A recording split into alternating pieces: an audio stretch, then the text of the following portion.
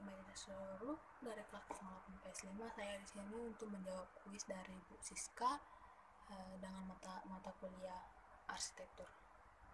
Yang pertama itu adalah konsep arsitektur enterprise. Konsep arsitektur enterprise adalah untuk membangun sistem informasi untuk memisahkan data, proses, infrastruktur teknologi, orang, waktu, dan motivasi dalam suatu kerangka kerja arsitektur enterprise. Hal tersebut dilakukan untuk menghindari pengulangan data, proses, dan kesalahan identifikasi kebutuhan teknologi yang berjalan dalam suatu sistem informasi agar berjalan secara efektif dan efisien. Dan yang kedua yaitu alasan perusahaan menggunakan arsitektur enterprise. Pertama, mungkin banyak masalah yang dihadapi perusahaan sebelum memakai arsitektur enterprise. Yang pertama itu setiap unit enterprise cenderung mengembangkan berdasarkan gaya dan platformnya.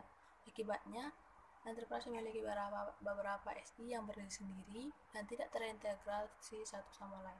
Dan masalah yang kedua yang sering dialami, manajer akan sulit untuk mendapatkan informasi enterprise yang dibutuhkan secara lengkap.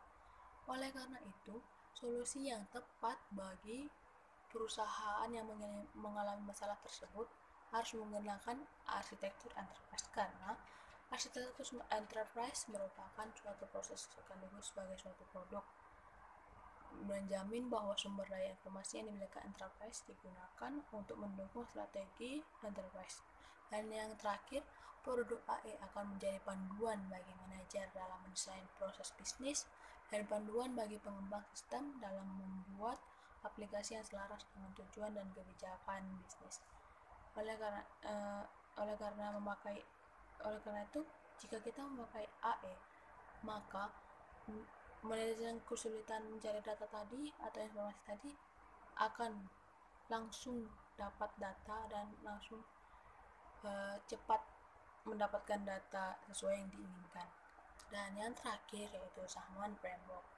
Zahman Framework merupakan salah satu metode untuk membuat perancangan model arsitektur enterprise yang dapat membantu semua pihak manajemen untuk mendefinisikan enterprise secara menyeluruh, sehingga memiliki kemampuan untuk menyediakan struktur data organisasi yang mendukung akses, interpretasi, pengembangan, pengelolaan, dan perubahan perangkat arsitektural dari sistem informasi, organisasi, atau enterprise. Zahman Framework menyajikan 6 pandangan perspektif bagaimana yang dipandang oleh perencana, pemilik, perancang, dan terakhir fungsional enterprise itu sendiri. Zahman Framework dikenal dengan angka 666, yaitu memiliki 6 kolom dan 6 baris.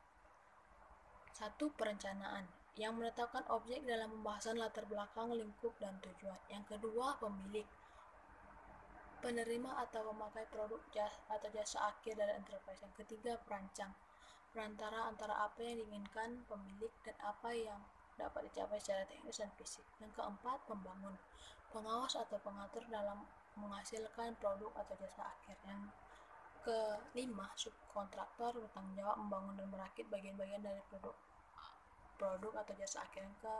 Yang terakhir atau yang keenam, fungsional enterprise, wujud nyata dari produk atau jasa akhir. Keenam, yang saya sebutkan di atas tadi yang ada 6 itu adalah baris. Dan untuk kolomnya ada apa, bagaimana, di mana, siapa, kapan, dan mengapa, ya. Itu juga ada 6. Jadi Zahman Framework ini dikenal sebagai 66 yang terdiri dari 6 kolom dan 6 baris. Terima kasih.